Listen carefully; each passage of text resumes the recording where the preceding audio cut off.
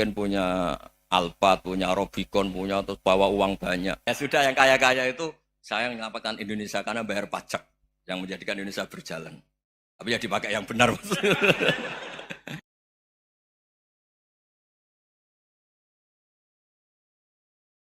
Assalamualaikum warahmatullahi wabarakatuh. Bismillahirrahmanirrahim. Allahumma shalli wa sallim ala nabiyyina habibina Muhammadin sallallahu alaihi wasallam wa ala alihi washabihi asma'in amma ba'du. Semua yang kami hormati, ada Pak Rektor, ada Rektor Senior Pak Arsoyo, ada teman-teman direktur, dosen semua yang saya hormati. Tadi katanya mau naik kelas ya. Kalau naik kelas dari rumah saya niatkan mari mengkaji diroyah. Diroyah itu melogikakan riwayat. Jadi misalnya kita sering dengar Rasulullah SAW sering ngendikan kalian masuk surga itu bukan hanya berdasar amal, tapi berdasar anugerah Allah Subhanahu wa Ta'ala.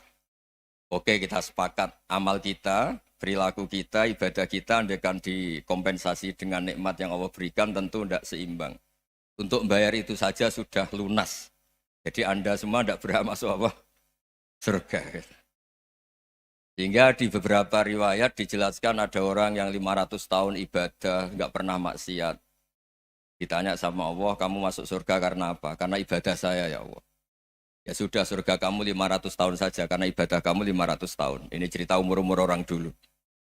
Ya Allah katanya surga engkau ini selamanya. Ya kalau yang selamanya itu rahmatku. Kalau amal kamu terbatas ya surganya sesuai amal kamu ya terbatas. Ya sudah ya Allah berarti masuk saya surga saya ini karena fadl engkau, karena anugerah engkau. Itu namanya apa? Diroyah. Diroyah itu satu kajian analisis di mana kita percaya riwayat, tapi kemudian punya logika, punya diroyah. Ini penting supaya tauhid kita ini kuat. Jadi dulu ada orang yang sangat cerdas, namanya Jubair bin Mut'im. Dia saking cerdasnya, juga kaya, juga tokoh, dikirim sebagai delegasi pembebasan Asra Badrin, tawanan Badar. Kemudian pas datang ke Masjid Nabawi, Nabi delalah pas baca Wattur wa kitabim mastur. Sampai pada titik Nabi baca Am khuliqu min ghairi syai'in am humul khaliqun. Apakah penciptaan yang sedemikian canggih itu dimulai tanpa perwujudan, tanpa sesuatu yang real, yang maujud? Orang itu langsung bersimpuh, matur, ya Rasulullah saya Islam. Kada qalbi yatir, hampir hati saya, otak saya, pikiran saya itu terbang. Karena logika yang dibangun ateisme misalnya, kalau alam raya ini dimulai dari nihilisme, berarti logikanya apa? Al-adamu yakhluqu maujudan. Alam raya ini kan maujud. Maujud itu ada. Kalau yang lebih dulu itu ketiadaan, berarti ketiadaan menjadi sebab kewujudan. Kalau dalam bahasa Arab itu al-adamu yakhluqu maujudan. Sesuatu yang harusnya nggak jadi faktor karena ketiadaan, menjadi faktor sesuatu yang nyata. Itu kan nggak masuk akal. Ya, kalau alam raya ini ada al-adam sing yasbiku maujudan, berarti alam raya ini al-adamu yakhluqu maujudan, suatu yang tidak ada menciptakan yang ada. Dengan logika itu terus kita ngaji, diajari sama guru-guru kita, sifat dasar Allah itu maujud. Wallahu maujudun qadimun. Terus masuk. Yang harus distatuskan pertama dari Allah itu apa? Maujud, wujud. Karena dengan wujud ini layak menjadi penyebab adanya alam raya ini. Sehingga ketika kita menolak faham nihilisme atau ateisme, faham tanpa Tuhan, tanpa pencipta awal, kita punya diroyah. Bahwa tidak mungkin ketiadaan ini menjadi sebab perwujudan alam raya ini. Yaitu am khuliqu min ghairi syai'in. Masa alam raya ini diciptakan tanpa sebab yang nyata, yaitu wajibil wujud. Siapa itu? Allah Subhanahu. Begitu juga menyangkut sholawat. Orang boleh beda pendapat tentang redaksi sholawat. Ada yang sholli ala Muhammad, ala Sayyidina Muhammad, Nabi Muhammad. Monggo lah masalah redaksi saja. Tapi setelah dianalisis, Nabi itu Pak Rektor, jadi Nabi setelah Nabi Isa saking dihormatinya sampai dituhankan. Juga jadi Nabi yang ada cerita masih hangat, orang Yahudi itu bunuh Nabi. Jadi yang satu mendudukkan Nabi sedemikian tinggi sampai kayak Tuhan, yang satu menjatuhkan Nabi sedemikian rendah sampai dibunuh. Kayak apa susahnya jadi Nabi Muhammad SAW. Kemudian dengan gampang Hadaddin agama ini bikin syariat yang bernama sholawat. Redaksinya monggo lah sesuai tradisi masing-masing. Allahumma sholli ala Muhammad, Allahumma sholli ala Sayyidina Muhammad, ala Nabiyina Muhammad monggo lah. Tapi yang jelas redaksi ini kalau di diroyah dikaji. Allahumma itu Tuhan, Tuhan itu pemberi. Wa Muhammadun wa in jalla qadruh abdun min ibadi. Muhammad apapun tinggi derajatnya tetap berstatus hamba. Sehingga agama ini terjaga oleh syihotus sholawat. Agama ini terjaga oleh redaksi sholawat.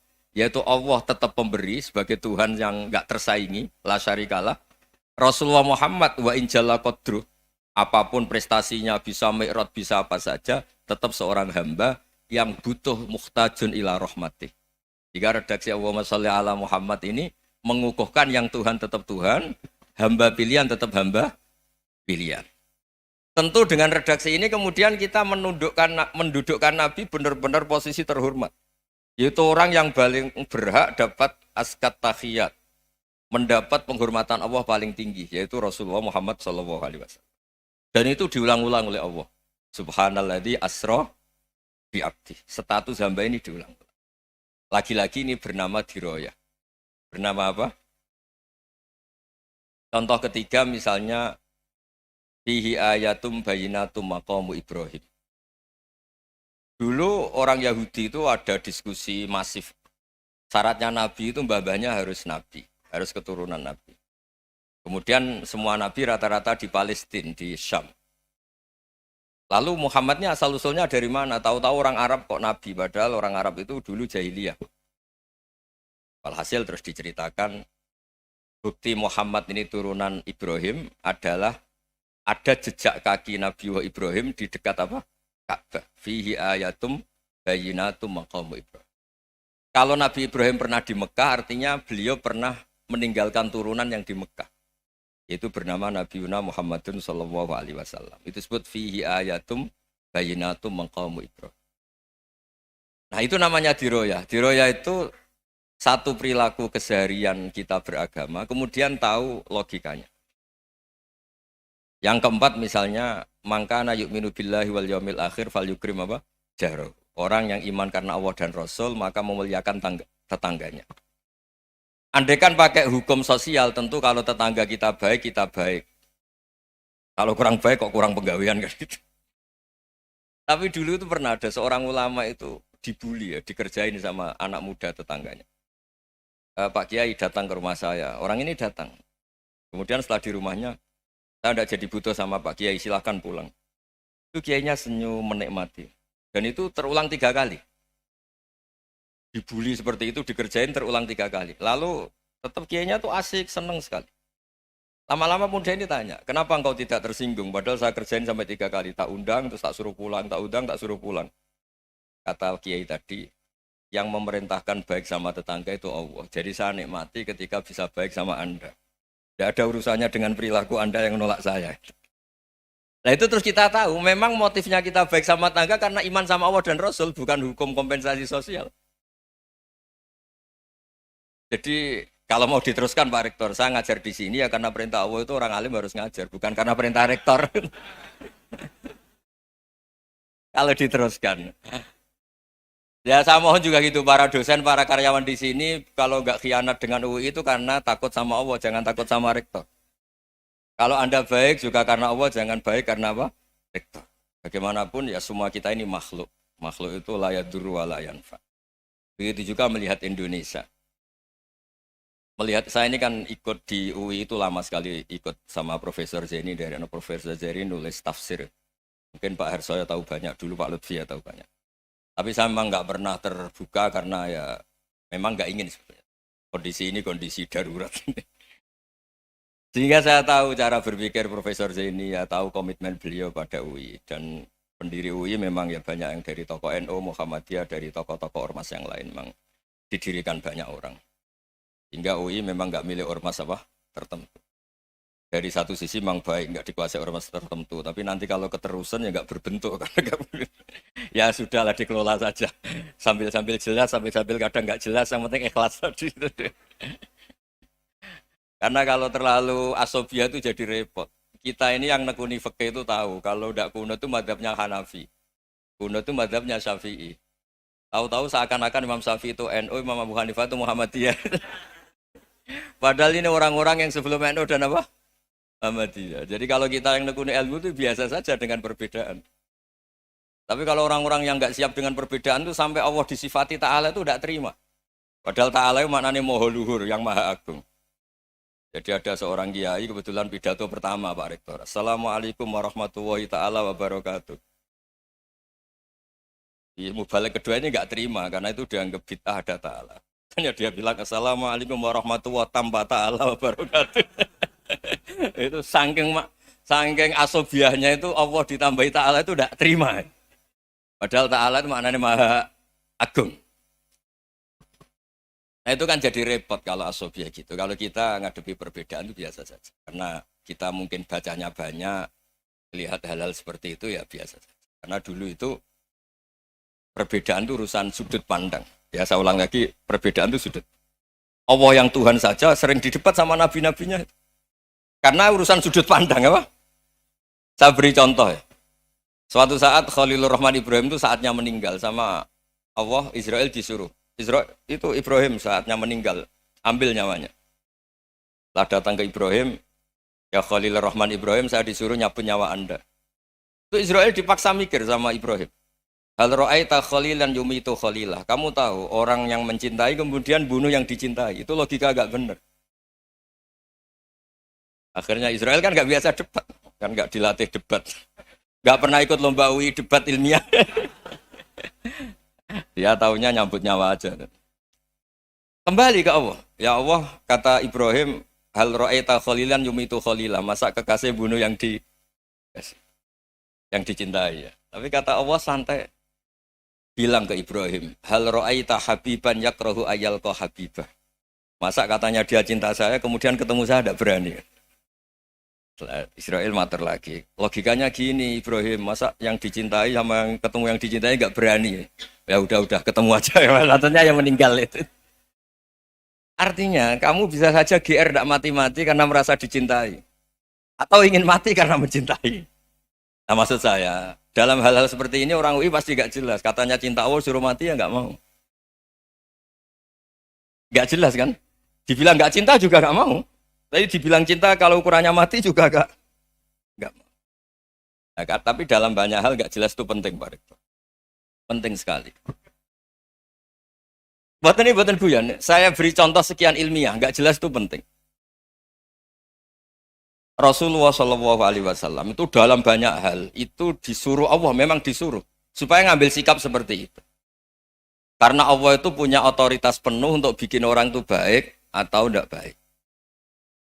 Wahsy itu yang membunuh Sayyid Hamzah, orang paling dicintai Nabi, di antara yang dicintai Nabi. Qatalahu Wahsyun, dibunuh oleh Wahsy. Nabi secara basarnya itu nggak suka sama Wahsy.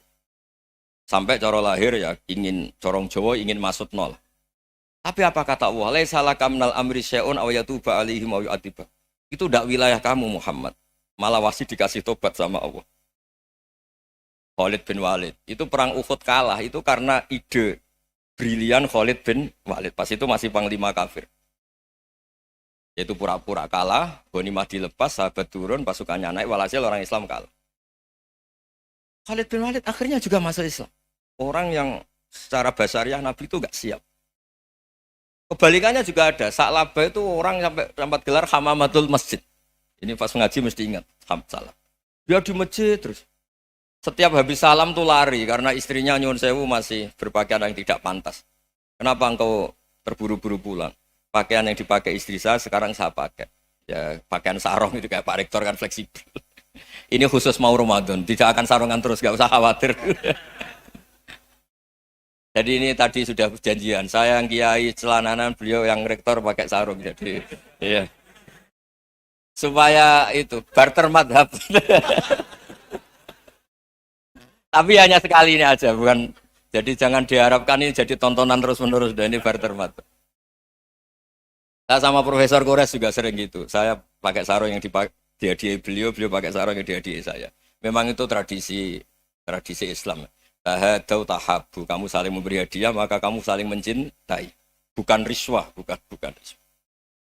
Walhasil terus Sa'labah ini mbok saya didoakan Nabi supaya saya kaya, supaya tidak sering ganti-ganti pakaian seperti ini sama istri saya. Jangan-jangan kamu miskin itu lebih baik. Ngotot minta didoakan. Didoain Nabi kaya, terus lama-lama ninggal sholat, ninggal jamaah. Itu Allah belum tersinggung. Yang mulai Allah tersinggung itu kan saya sering fatwa di mana-mana, sering memberi saran. Mumpung kamu miskin itu sering sedekah, karena kalau sudah kaya itu tidak bisa. Saya memberi analogi gini. Kalau saya masih santri miskin, punya uang 100.000, diminta guru saya 50 tak kasihkan, padahal itu 50%. Punya 2 kambing kurus, diminta guru saya 1 pasti tak kasihkan, padahal itu 50%. Jadi kalau punya sapi Brahman atau sapi limusin yang harganya itu 100 juta, punya 2, diminta 1 boleh enggak? Enggak boleh. Saya punya motor butut 2, diminta teman saya 1 boleh, tapi kalau Davidson Harley itu enggak boleh. Nah, walhasil itu kalau kita miskin, misalnya kita zaman kuliah atau zaman mondok atau zaman apa saja, punya uang 100.000, nartik temannya sampai 50.000 kan biasa. Tapi setelah 1 miliar, berani enggak kamu kasihkan 500 juta? Sama-sama 50%. Enggak kan? Nah Sa'labah gitu, ketika zakat masih per 40 kambing 1 kambing itu sebenarnya kan masih ringan. 41, 82. Kambingnya itu sudah mabenal jabalen. Barang dihitung zakat karena sudah ribuan, jumlahnya sampai 400 kambing. Banyak lah pokoknya. Terus kata Sa'labah, ini pemerasan. Karena jumlahnya besar. Allah tersinggung karena nabinya dianggap narik zakat itu dianggap khorot, dianggap pemeras. Allah tersinggung kemudian fa'aqobahum nifakon fi qulubihim ila yaumil. Dia ditetir munafik. Semenjak itu terus tadi kembali gak jelas tadi. Barkohnya gak jelas itu menjadi orang tuh bijak.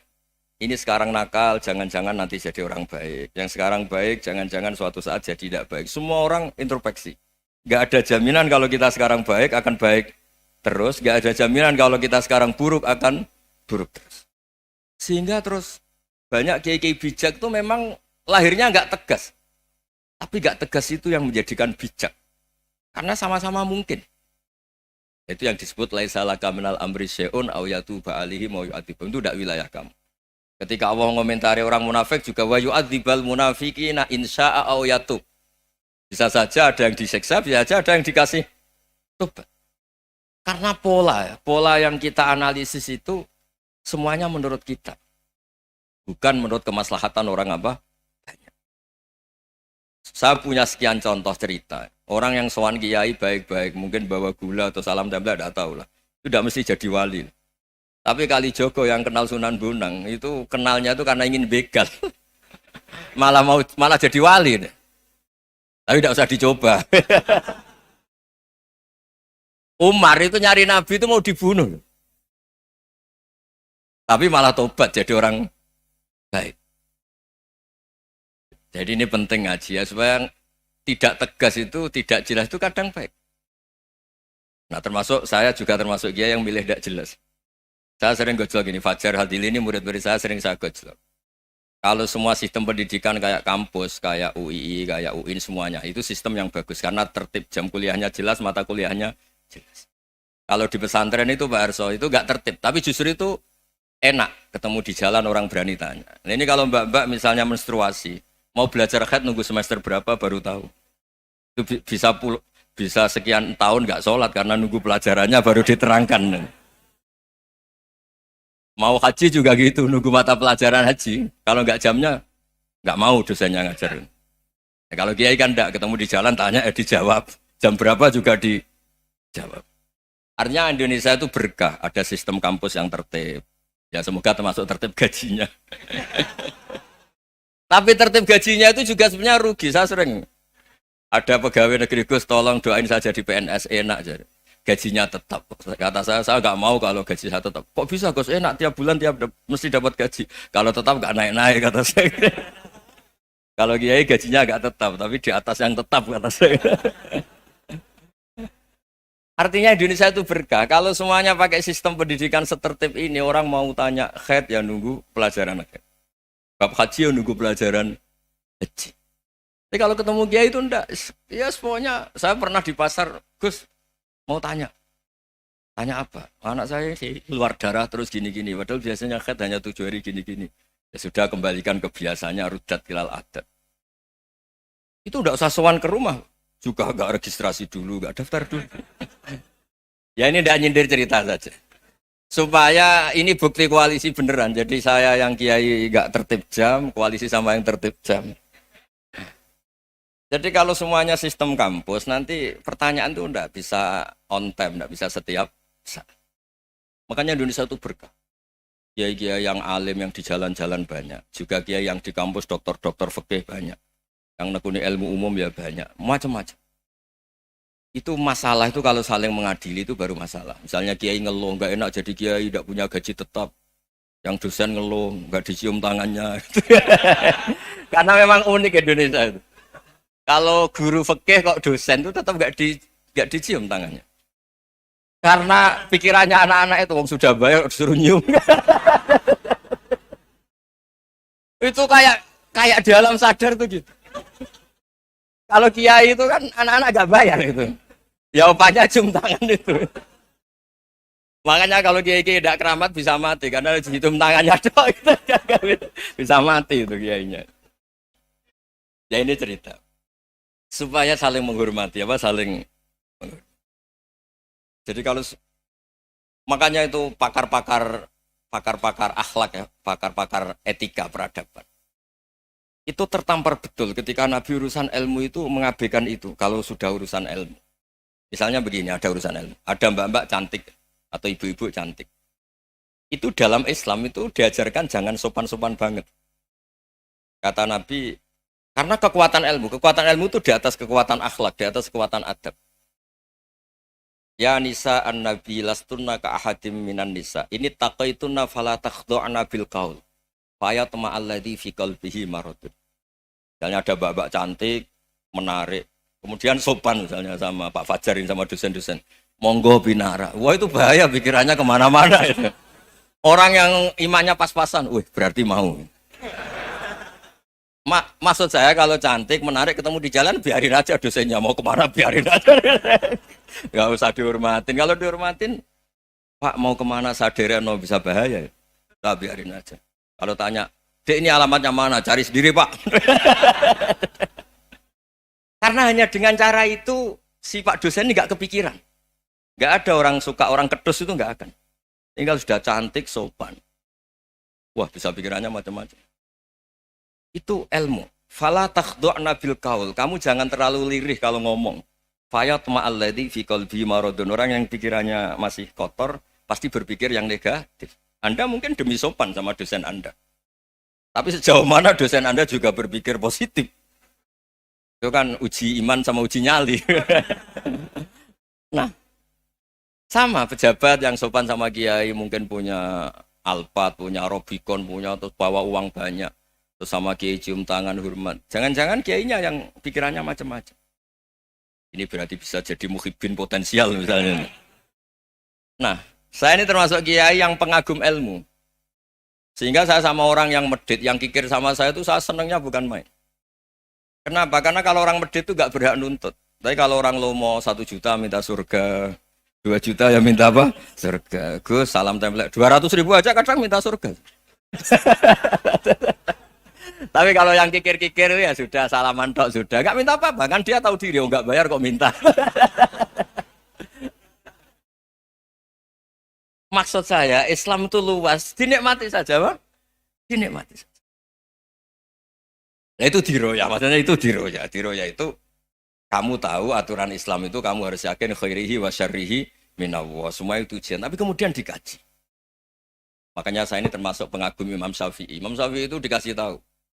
Ada orang yang di depan engkau cium tangan hormat tuh di luar ngomong-ngomong, ngata-ngatain Anda. Imam Syafi'i tertawa-tawa sowan.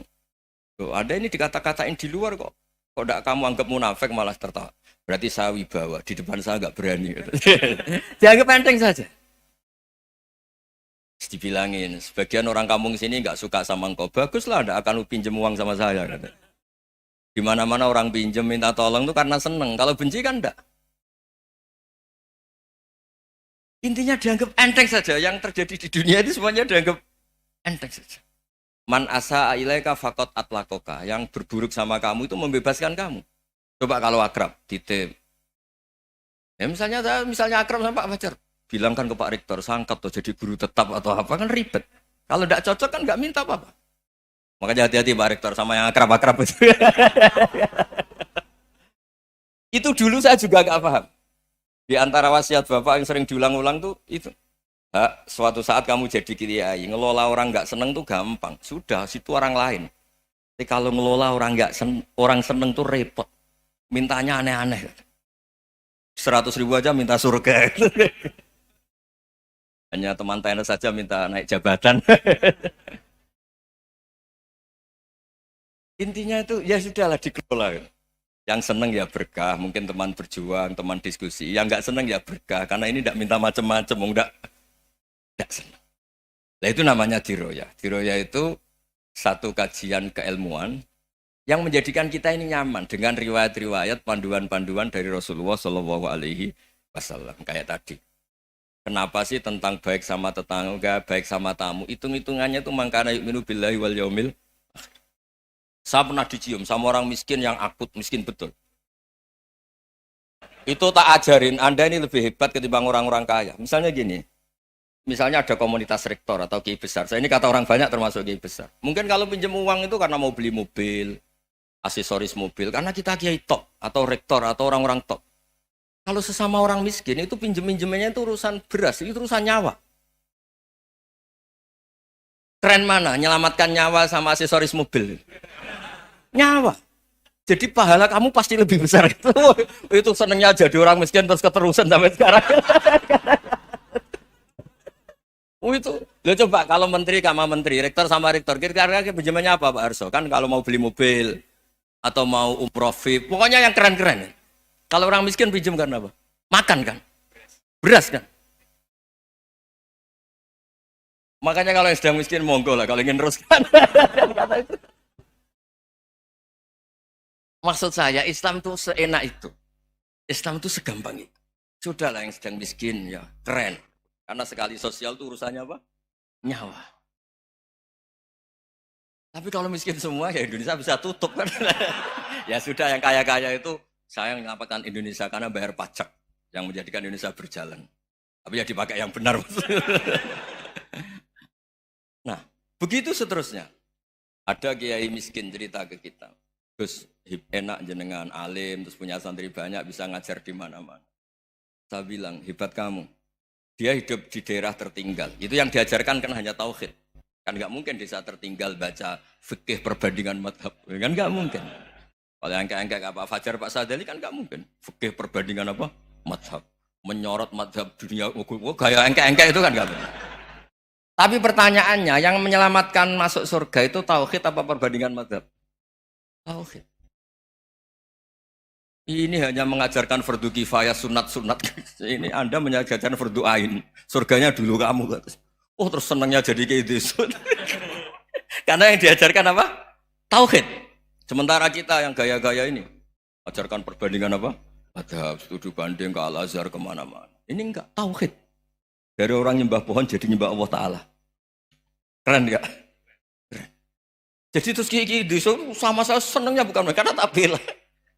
Tapi ada yang agak kurang ajar tanya saya. Kalau itu hebat kenapa Gus gak mau jadi kayak gitu? Waduh. Wah ya repot kalau pertanyaan. Terus tak jawab, kalau saya jadi kayak gitu, kamu ngangsu ilmu dari mana coba? Ya dari jenengan, ya kalau sama gobloknya ada bisa.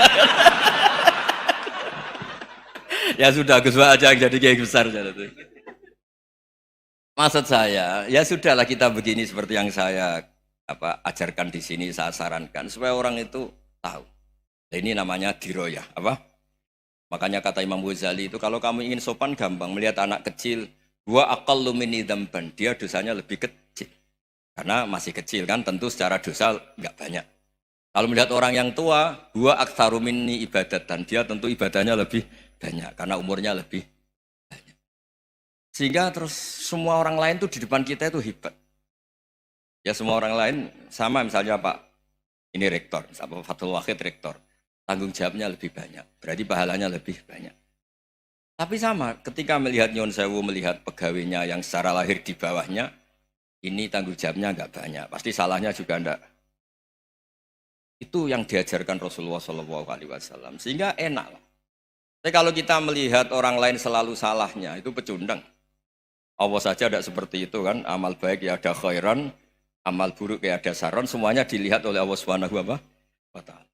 Saya itu punya teman Gus, agak beling, agak seenaknya. Dulu miskin. Wah itu seenaknya betul. Kayak kenal Tuhan sudah. Tak tanya, kenapa kamu seenaknya? 1 bulan tuh labanya bisa 200 juta sampai 500, sampai 1 miliar. Saya itu Gus, setelah duha itu perkembangannya bagus. Salah duha itu. Saya pernah miskin kan, kata apa? Ingkana rizki fisama apa?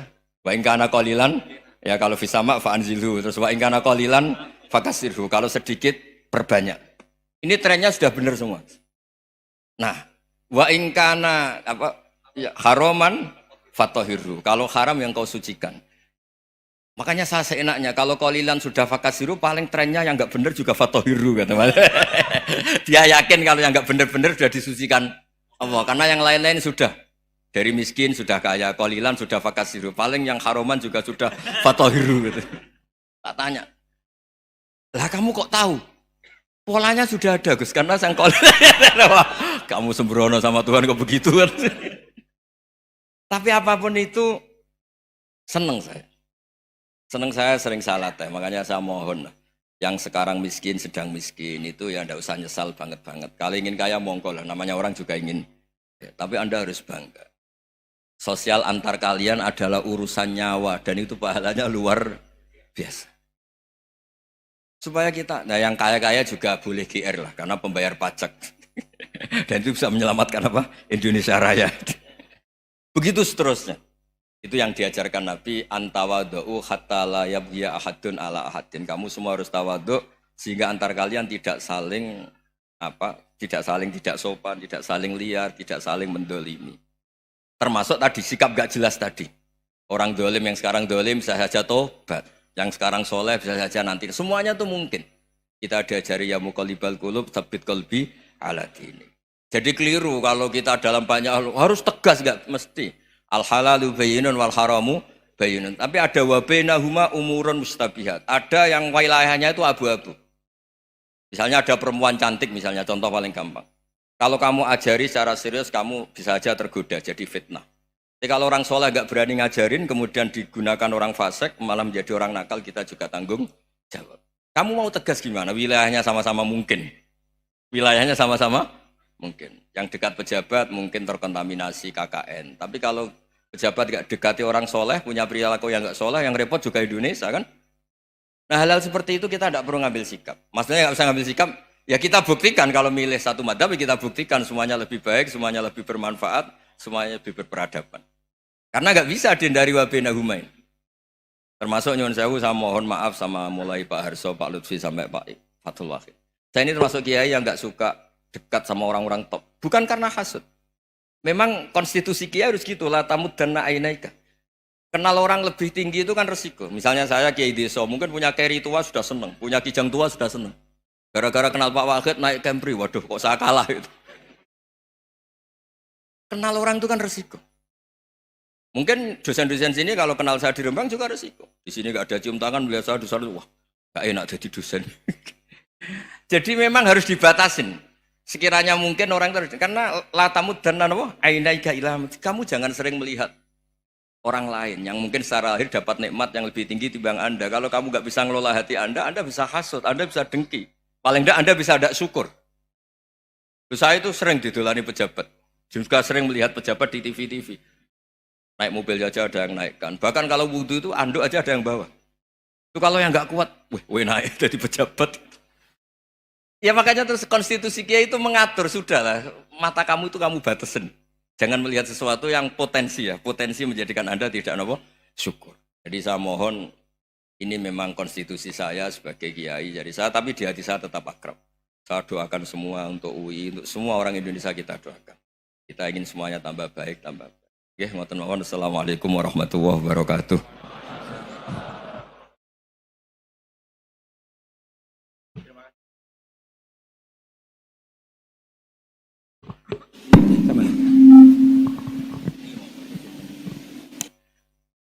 Terima kasih Gus Bah untuk pencerahan yang luar biasa.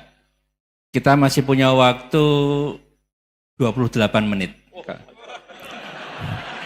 Kalau Gus Bah berkenan, apakah ada yang ingin bertanya?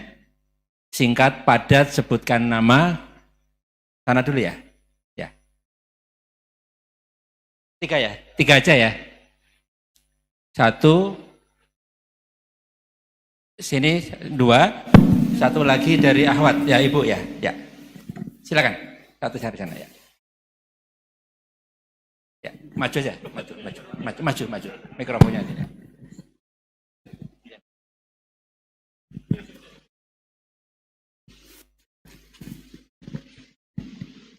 Bismillahirrahmanirrahim. Assalamualaikum warahmatullahi wabarakatuh.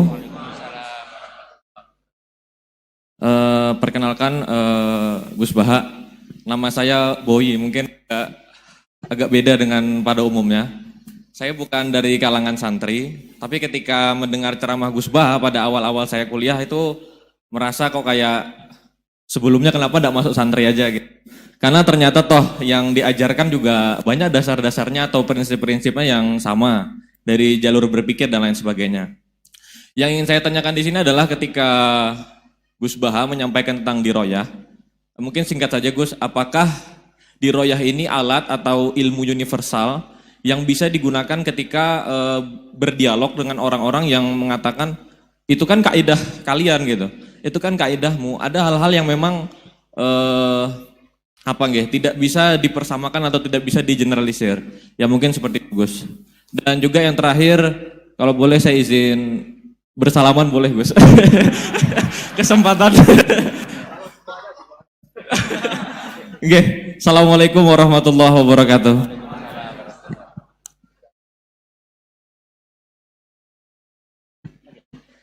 Baik, kita kumpulkan dulu satu lagi, ya.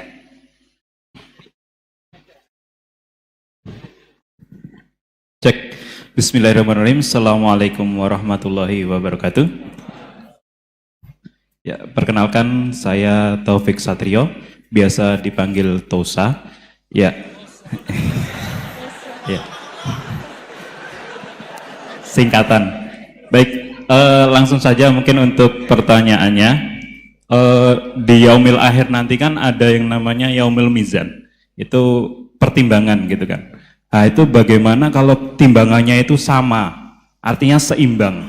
Nah, apakah itu nanti akan berada di tengah-tengah antara surga dan neraka atau seperti apa? Kemudian yang kedua, itu terkait dengan perbuatan buruk ke orang lain. Ketika kita berbuat buruk ke orang lain itu kan kita istilahnya zolim kepada orang lain. Tapi di lain sisi, itu secara zahir kan seperti itu. Tapi di lain sisi, di akhirat itu kan kalau secara pahala, kita itu membantu orang lain mendapatkan pahala.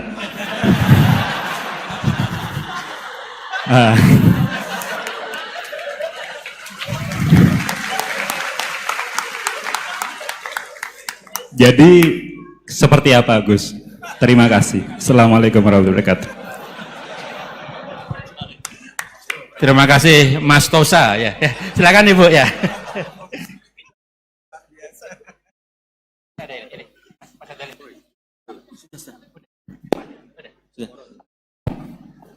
Assalamualaikum warahmatullahi wabarakatuh. Perkenalkan saya Nazula Hasanah. Mau bertanya, apakah perbedaan NU sama Muhammadiyah?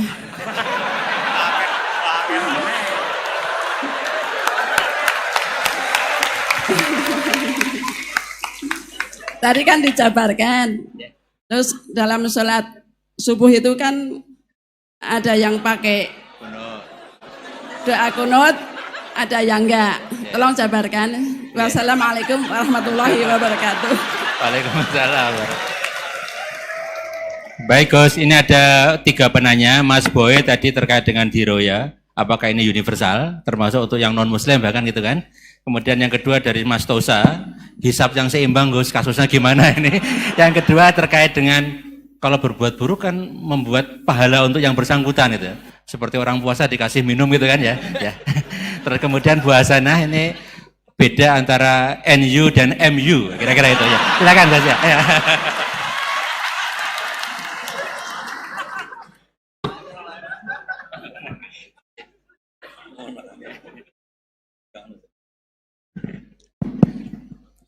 Bismillahirrahmanirrahim. Sebelum saya jawab, saya senang kalian semua senang dengan sesuatu yang taat itu. Banyak orang untuk senang nunggu maksiat dulu. Mungkin melihat perempuan yang tidak mahram, melihat sesuatu yang maksiat. Jadi ini spesial. Majelis ilmu tapi apa? Senang. Ini sesuai rencana Tuhan lah. Seorang itu senang dengan taat, senang dengan ilmu. Ini luar biasa, no? Luar biasa. Tadi pertanyaannya kalau diroya. Jadi Islam itu agama untuk logika objektif. Jadi diroya itu ya global, universal. Misalnya saya beri contoh Tuhan yang satu. Itu dulu, saya ulang lagi dulu itu ada imam namanya Imam Amudi. Itu pengajar matematika Mas Boy, pengajar matematika. Itu kan enggak lazim, tapi kiai kok pengajar apa? Singkat cerita, ini cerita keramat. Kalau kalian enggak paham ya keramat sendiri. Jangan enggak paham menentang. Singkat cerita, di antara keramat beliau itu Allah itu nyuruh para malaikat disuruh ngaji matematika sama dia. Ngaji tauhid, tapi disebut sama Allah ngaji matematika. Ternyata apa? Cara ngajarkan gini. Misalnya ngajarkan diterang gini. Titik. Angka 2, 3 sampai 1 miliar 1 triliun. Nisbatusnaini ila ma la nihayatalah. Itu nisbatul fard asli. Angka itu entah 2, entah 3, entah 1 miliar. Semuanya dibanding angka 1 itu namanya cabang. Tetap yang al-aslu itu angka 1. Itu otak siapapun itu akan ikrar dengan logika tadi. Bukan kita Muslim. Semuanya akan tahu angka berapapun jumlahnya, tetap asal usulnya angka 1. Terus dia gambar, ya gambar apa saja, gambar masjid, apa gambar sapi atau gambar apa saja. Dimulai 1 titik. Gambar ruwet maupun gak ruwet tetap saja dimulai 1 titik. Nuktotul wujud. Jika kalau zaman saya ngaji, Pak Rektor ngaji dulu diterangkan semua makna Quran ada di Fatihah, Fatihah ada di Bismillah ya, Bismillah itu ada di titiknya, titiknya bak. Lah kenapa ini hebatnya Quran? Kenapa dimulai dari 1 titik? Untuk maklumatkan semua alam raya ini dimulai dari 1 titik, yaitu wujudullah. Logika seperti itu kan orang nggak terima gimana? Gambar seruat apapun dimulai dari mana coba? 1 titik. Angka sebesar apapun dimulai angka apa? 1. Jadi diroyah itu ya universal gitu maksudnya. Ya gitu Mas Bay ya. Jadi diroyah itu universal. Ya soal ada yang belum dapat hidayat apa itu nomor 2, tapi logika yang dibangun Islam itu. Terus pertanyaan kedua apa? Draw tadi. Bisa. Kamu ingin draw? Ini kasih nih, nggak pernah ngaji Quran itu. Di antara yang diterangkan Quran detail itu Ashabul A'raf apa? Ashabul A'raf, orang yang baiknya sama buruknya itu imbang. Itu sudah disediakan nanti di surga itu ada pagar. Kamu ingin di situ? Pagar pembatas apa? Pagar pembatas. Di surga enggak, neraka enggak. Jadi kejadian surga dan neraka itu gini, tak terangin ya.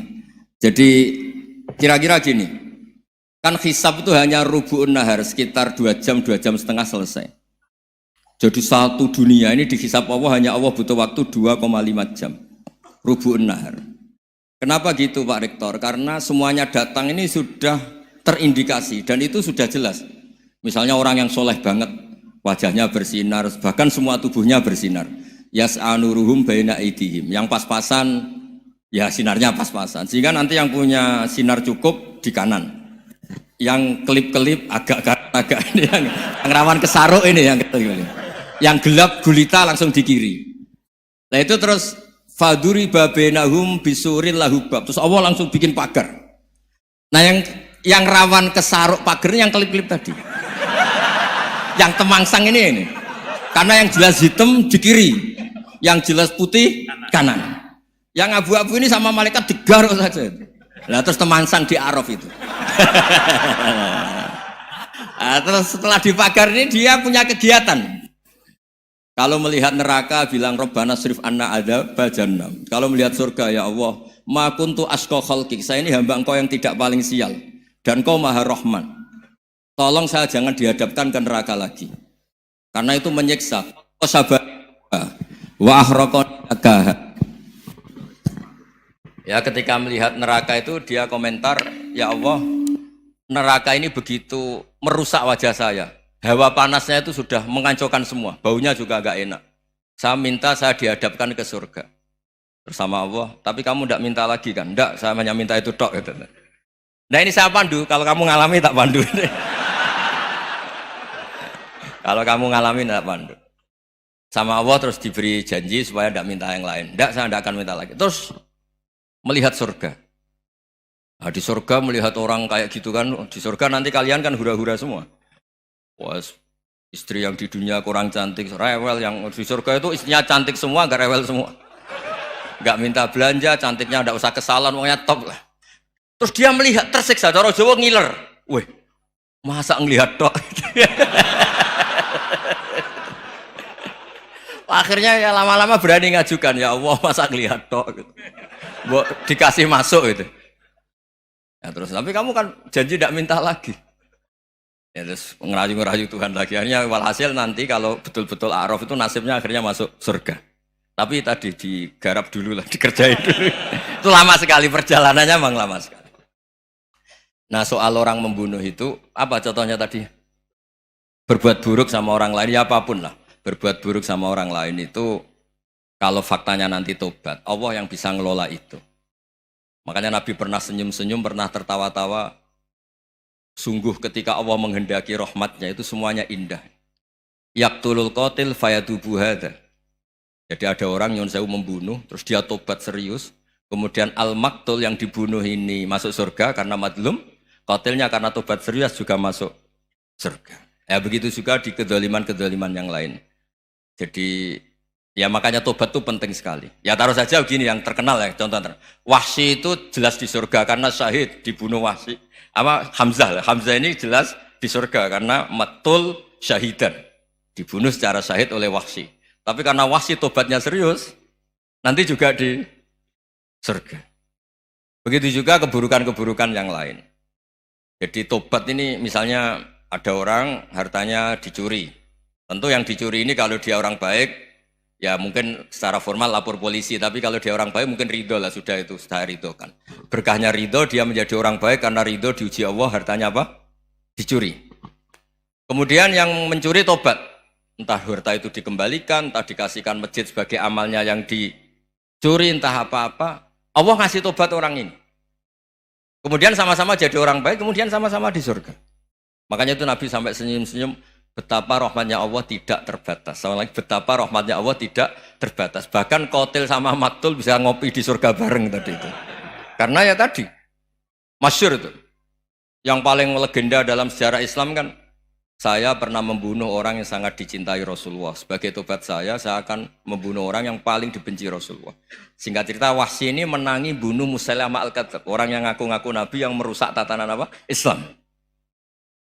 Apapun itulah, cerita-cerita apapun itu. Makanya saya sering cerita, kalau preman pasar itu tobat, bu, jangan nyapu masjid. Tobatnya tetap di pasar, yang dulu pasar gak aman karena dia, sekarang aman karena dia. Jangan tobat terus nyapu di pasar, pasar diganti soksisennya, pengganti.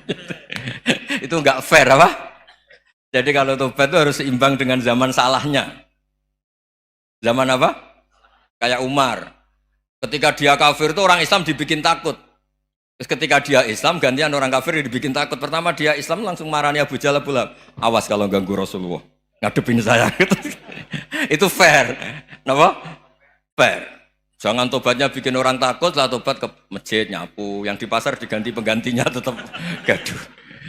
Gak boleh, harusnya kalau lama bikin pasar takut, ya sekarang lama bikin pasar apa? Aman. Itu tobat yang apa? Seimbang. Ya kira-kira gitu ya. Nanti tak pandu kalau sudah di arah. Yang ketiga NU sama MU. Satu itu beda seragamnya dan logonya.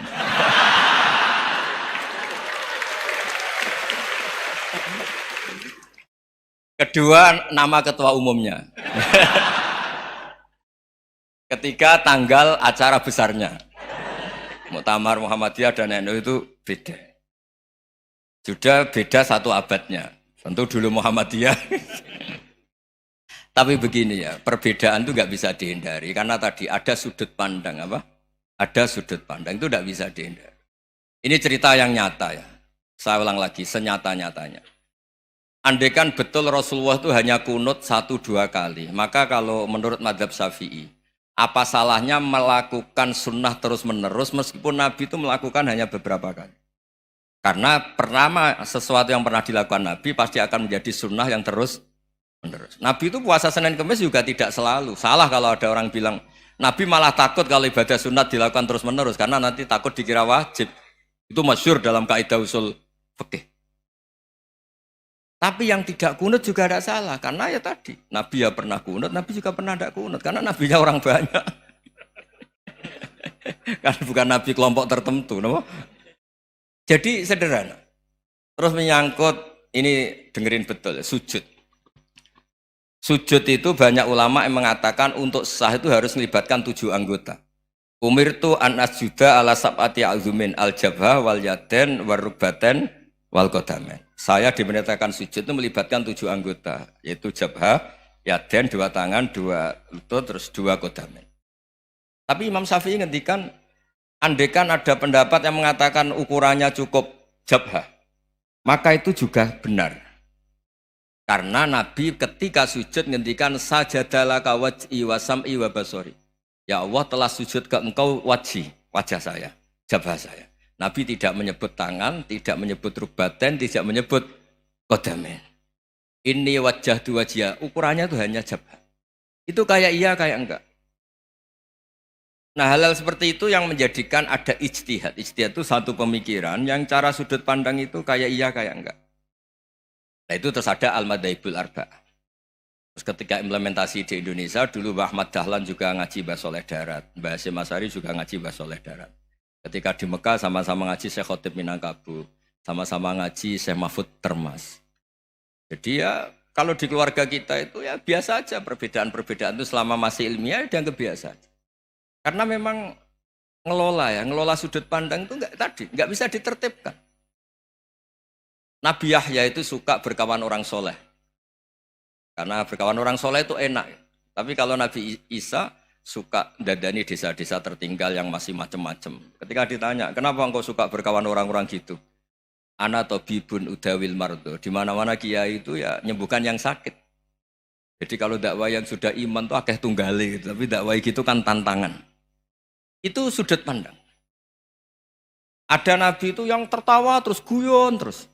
Yang satu murung terus. Ya sama Nabi Isa dan Yahya kan satu angkatan. Mali aroka dohikan fakaan nama tak manumin makrillah. Kamu kok tertawa-tawa terus, seakan-akan nggak ada adab saja. Yang satu tanya, mali aroka abisan kaan nakata kenatumir rahmatillah. Wong kok murung terus, kayak dunia orang rahmat deh. Nah anda ini orang hebat, guyu banter ya iso, nangis banter ya iso. Nah itu sudah orang kombinasi itu. Isa ya mau, ya mau, Muhammadiyah ya gelem, NU ya gelem. Ya maksudnya sudah biasa aja. Karena tadi konstitusi NU yang mengatakan ibadah harus ikhlas karena Allah, Muhammadiyah juga sama harus ikhlas karena ya sudah kalau karena Allah sudah selesai kan. Yang menjadi masalah itu kan identitas untuk hadun nafsi untuk diri sendiri. Kalau kita ikhlas masalahnya apa? Coba masalahnya apa coba? Imam Syafi'i pernah di Masjid Abu Hanifah yang tidak kunut. Beliau enggak kunut. Ketika ditanya 5 ada tarok tal kunut, ikroman di hadal madhab. Saya menghormati madhab ini. Jadi ya biasa. Sebaliknya juga sama. Orang-orang Hanafi kalau Imam Syafi'i kunut ya ikut kunut. Karena kalaupun Anda yakin itu tidak disyariatkan, kamu juga yakin itu tidak membatalkan apa? Sholat. Itu yang perlu dicatat. Kalau Anda tidak yakin sunat, kan tidak yakin kalau itu membatalkan sholat. Jadi sebetulnya kalau dianalisis secara keilmuan itu ya semuanya normal. Karena tadi Rasulullah itu al-bahrul muhit, Nabi itu lautan yang luas sekali. Orang akan mengambil air sesuai kapasitas masing-masing. Dan akan merasakan kualitas air juga sesuai kapasitas masing-masing. Orang yang sangat haus melihat air seteguk ini luar biasa. Tapi yang tidak haus mungkin melihat itu biasa-biasa saja.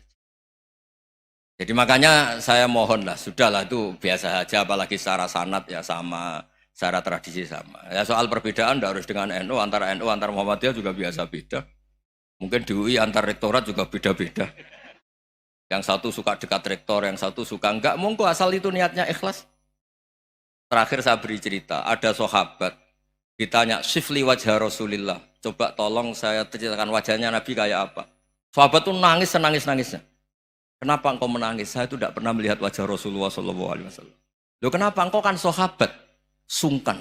Sebagai bentuk penghormatan saya tidak berani melihat wajahnya. Sebagai bentuk penghormatan pada waktu Nabi, saya tidak berani sowan. Nabi di dalam punya keluarga, punya istri, punya cucu. Kalau saya sowan tuh ganggu. Ya masuk akal. Bentuk hormat itu tidak ganggu kan. Tapi ada orang-orang yang bentuk hormat, bentuk sayang itu sering datang ke majelis Nabi. Sama-sama masuk akal, bisa didebat gimana? Sama-sama masuk akal. Ya sudah itu ijtihad, maksudnya itu ijtihad, itu sudah sama-sama masuk akal. Abul Hasan Asyadili itu kalau kemana-mana pakai mobil mewah, pakai baju mewah. Ketika ditanya, Anda ini ulama kok pakaiannya mewah, mobilnya mewah? Dan wong ra kepikiran nyangoni ya. Nah, tapi nak kowe tawaduk melas, terus dibalik numbalmu sakit. Ngonang ra iso mulai kayak gini. Ya tapi misalnya semua gitu mesti ada yang salah paham, itu keangkuhan. Tapi kalau semuanya kelihatan gembel, nanti orang trauma jadi kiai. Takut kayak itu. Ya sudah, itu wilayah ijtihad, sudah tidak usah ya, pokoknya sudah, yang penting ikhlas. Anda berani tanggung jawab nanti ketika ketemu Allah Subhanahu wa taala. Nggih, ngoten. Assalamualaikum warahmatullahi wabarakatuh.